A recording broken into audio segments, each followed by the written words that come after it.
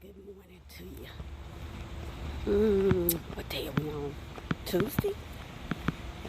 Don't make me lie to you. These days are running by so fast, it's not funny. So hopefully you guys had a good night's sleep. I had to go take the trash out. So let's get on to this job. Hold on. Got to turn it off because I don't have time for... Let me holler. You know the music you playing in the background. Like what music? What you talking about? So, all right, let's put y'all up here. All right, let's get on to this job. Tuesday morning, supposed to having a storm coming in. Laura and Mario, that's who's sitting out there in the Gulf Coast. So, we're going to see. I do need to go get some popcorn. And maybe I'll do that when I get off work. I need some popcorn. And take it from there. Hopefully you guys got home safely yesterday. Or to work or your destination safe and sound in one piece. No hassle, fuss, trouble, problems, and misunderstandings. And you had a good day, a great day, a blessed day yesterday. I called my so-called straightening and curling my hair this morning, but you can see the, let me see, can y'all see? The curls are starting to tighten up and my hair starting to draw back up, so it's no longer hanging down like it was. And the back is starting to like do little spiral curls and all that type of stuff, so it just ain't gonna last in this Texas weather with natural hair. That humidity be like, what you doing? Where you trying to go? Nah, we ain't doing that. We ain't doing that. You be like, oh, you thought you were cute, huh? Oh, you had some plans, huh? That humidity say, snatch. You have no more life bounce or nothing in your hair. And that is no joke. They don't be playing no games. It just straight snatches it and go on about its business. It don't care. It don't care. So, yeah. Let's get on to this job. And bought my lunch with me.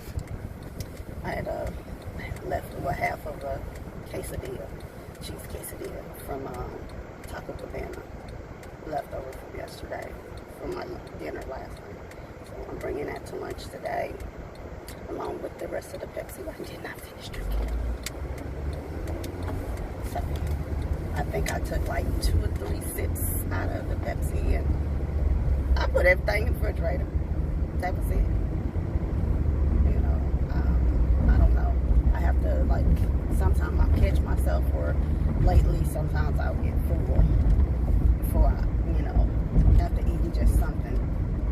And that's not a bad thing, at least from my perspective, because I do want to go down. Now, when I can sit there and pull up my jeans and take my jeans off without unbuttoning them, without unzipping them, and it's like no muss, no fuss. Oh, it's all good. It's all good for me. Exxon is at $179 and Shell is at $199. There is a, I don't know if y'all can see it. See that truck coming up.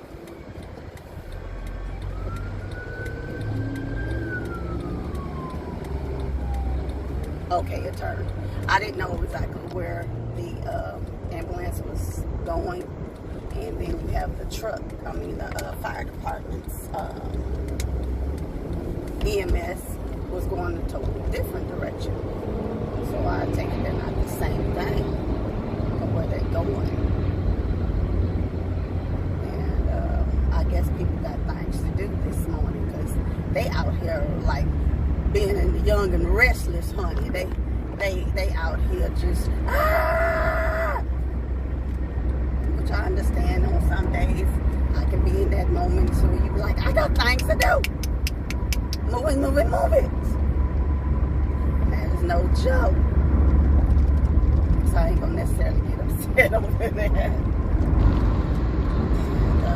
try to get to this job on time and take it from there.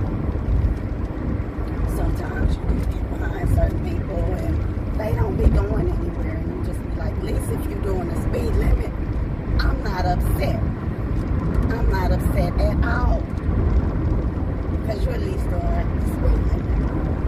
And I can't tell another person how to drive. That's their car and vehicle, however cautious that they're trying to be. That's their business. If I have other lanes that I can get into and go around them, then that's what I'm going to do. And sometimes you just may be at that one lane, or you have two lanes and you think that you're going to go and get in that lane and get off around them. And then that lane ends and merges, but you don't know. Now you stuck. You right behind them again. You ain't went nowhere.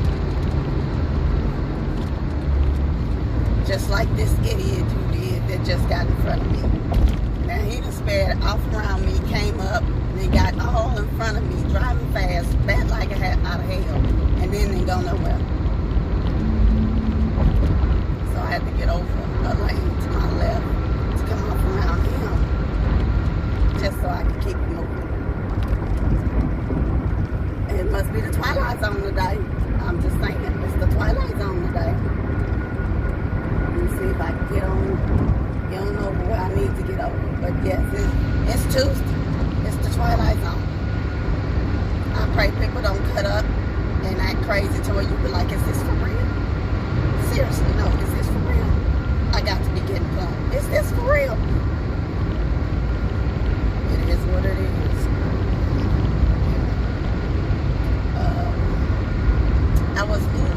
I don't know if you guys have ever seen this show on Amazon Prime Video called Homecoming. They have like 2 seasons, and it is good. Like, I don't know if they're gonna have a 3rd season or not, but the first 2 seasons I sit there and I binge watch those 2, and they're only like maybe 20 to 30 minutes an episode, so it's not like it's a lot that you're gonna be watching. And I think in the first season there was only 10 or 11. And the second season, I believe, had 10 as well. So, by the way, it's pretty good. So when I get home, I'll probably watch a few more to see exactly what else. Because, like I said, y'all, I'm late to some things. I'm late to a lot of things. You let my best friend tell it. Watch these pebbles! I look here, Mr. Big Wheel, Mr. 18-wheeler from Mr. H, was for HEB. Don't come over here. Let me go and get off the lane next to you, because I don't have time to be playing with you. I don't have time for you to sit up there and, don't have your timing correctly. Be anywhere near me and don't see my vehicle or anything like that. I don't have that time. This only vehicle I got, and I told y'all that a few times. So therefore, I gotta try to make sure it gets me where I gotta go. Especially during this time. So, for me, I watched that yesterday, and then I closed my eyes, because I watched that while I was eating my dinner. And the rest of it, of Homecoming. And basically, it has Julia Roberts in it. It has, the second season has Janelle Monáe in it.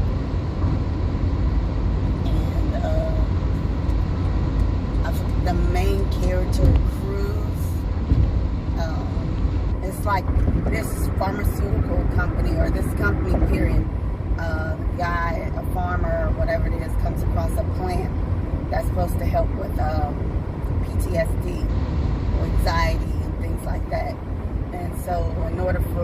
to market it so they can sell it to the DOJ, they try it on veterans that are, you know, displays of symptoms.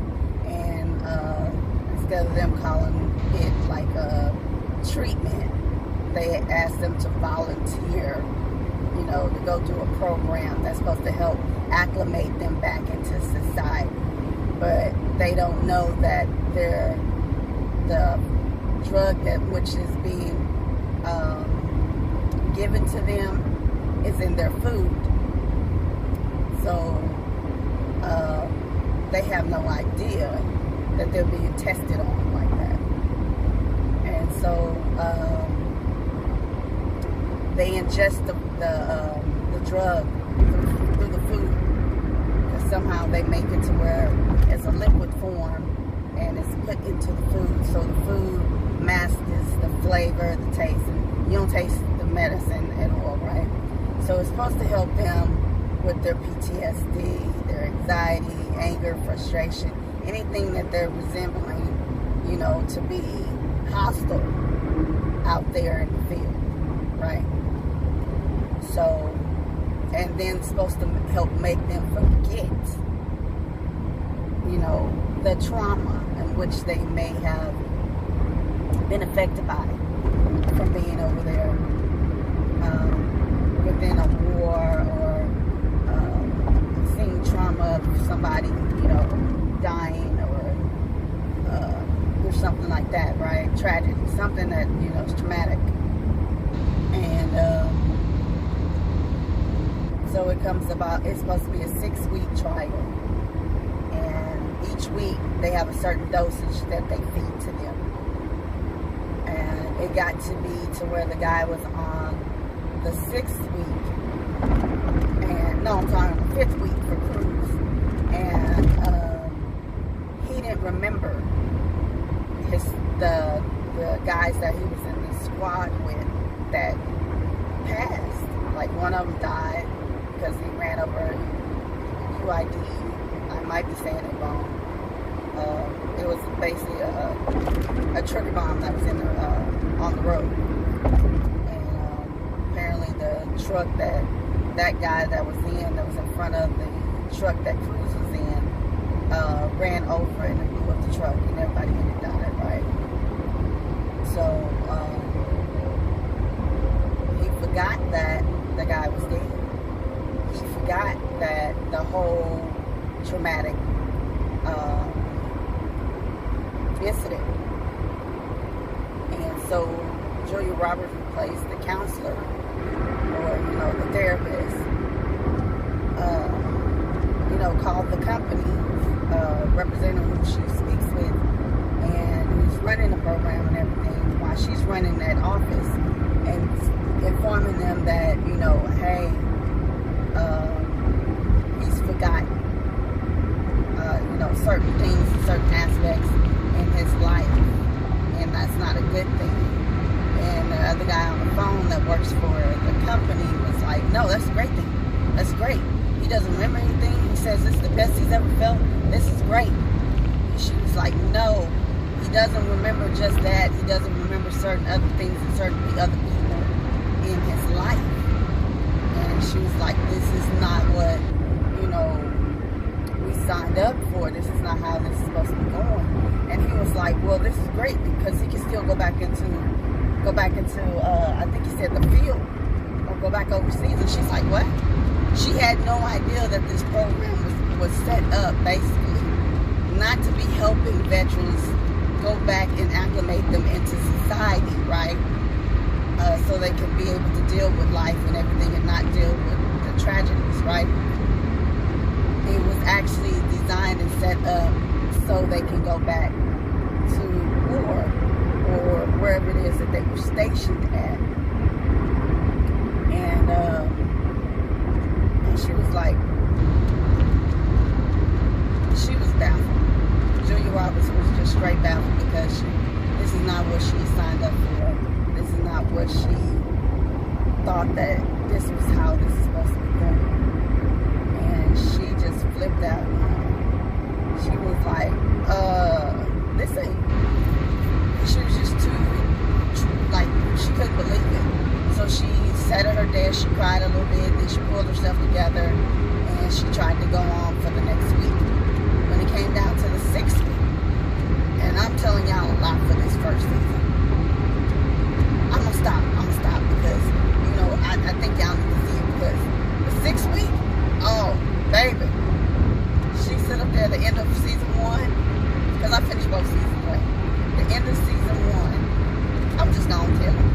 End of season 1, she was like, fuck this.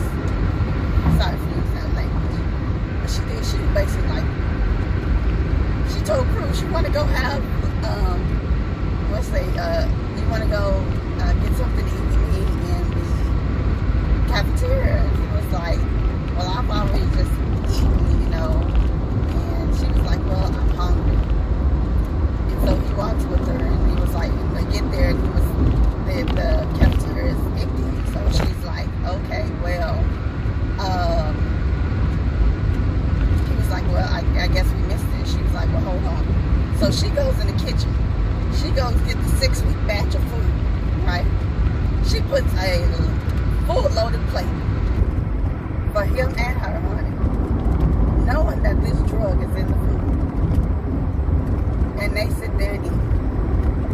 Because he had stated before he forgot certain aspects of certain parts that he talked to her about, that he did not want to go back over to war. He just wanted to be out, he wanted to go home. And so that's what she did. She made it to where he could go home and not go back out to war and in the field. And then with her eating it herself, made her forget her own memory. Made her forget like what she did, and she didn't want to remember about the program. But in the end, she ended up remembering everything. And she went to Cruz's house to go talk to him, but his mom was there to answer the door, and she was like, we don't need your help. He doesn't need your help. She's like, this is the happiest he's ever been. She's like, he's finally getting back to himself before joining the military, before going to your program, and before you guys did what you did to him. And she was like, so no, we don't want your help. He doesn't need your help. And this, that, and the third. And so in season 2, Janelle Monáe is a fixer. She's like the problem solver for companies to make people drop their complaints or lawsuits or whatever, right? So in the end of the season, she goes to find Cruz, because Cruz filed a complaint once he, you know, realized certain things. And she was supposed to go find him and talk him out of it, until she called herself pretending to be a part of the military or part of the airborne.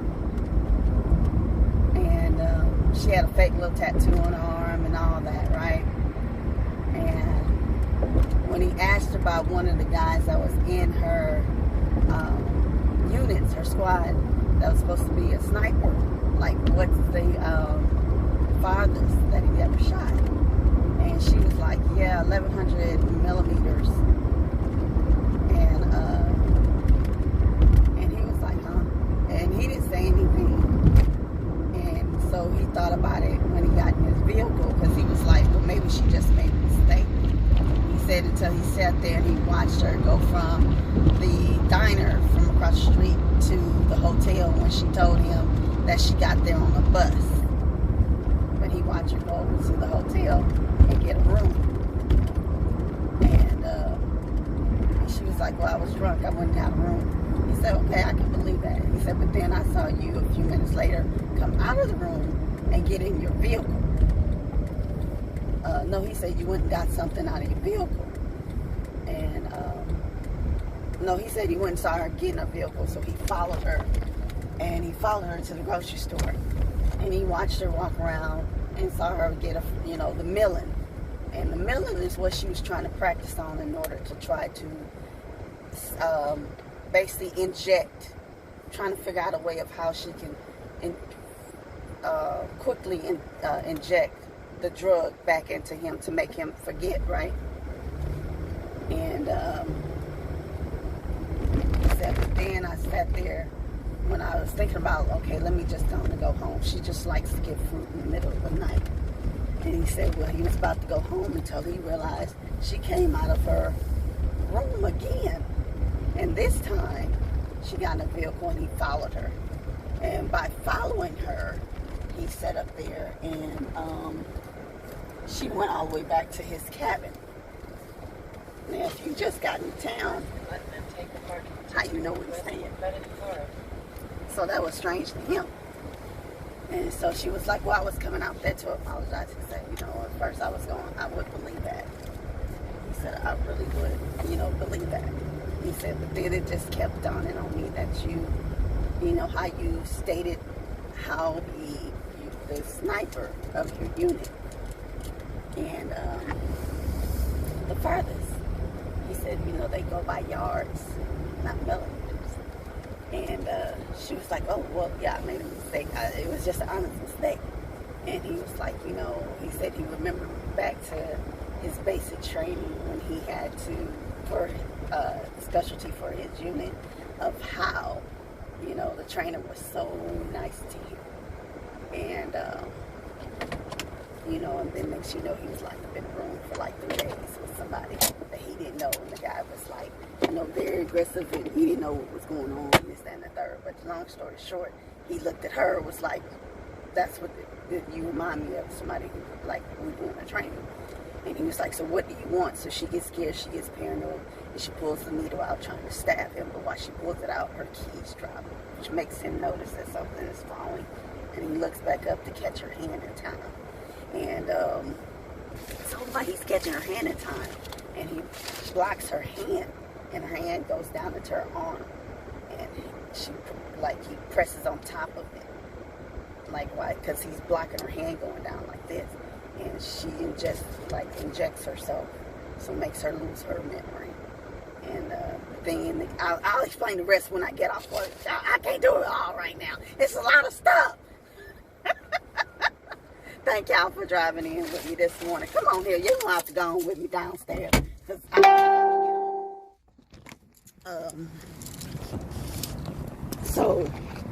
And it's so beautiful, y'all. But out of the way. Sorry. I gotta get this. Shooting some stuff in this bag. So, I appreciate y'all driving in with me this morning. See, I told you my hair is not acting right this morning. Look at this. Look at this. There's no need for me to straighten it. No. So, appreciate you guys driving in with me this morning. You know, I pray you get to work or home safely in one piece with no problem, hassle, fuss. Get to work, home, or your destination in one piece with no hassle, fuss, trouble, problem, misunderstanding. I'll pick up the story this afternoon, okay? When I get off work. Oh, Lord. It's a shame. It is what it is. It is what it is. Let me get on to this job, y'all. I'll talk